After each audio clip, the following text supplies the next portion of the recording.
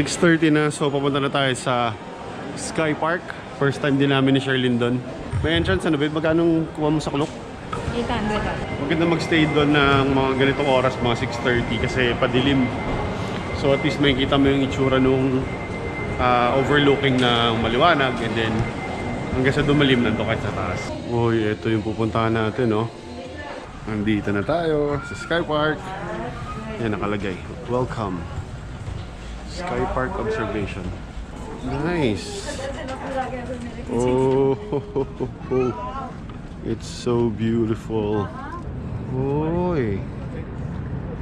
So itong Sky Park na to ay nasa 56th floor. Kitang-kita mo yung buong area nitong ano, Merlion and Marina Bay na ano, spot. Ngayon sa Merlion, no? You know. Hello. Diba? Pag mukhang maliit si Merlion.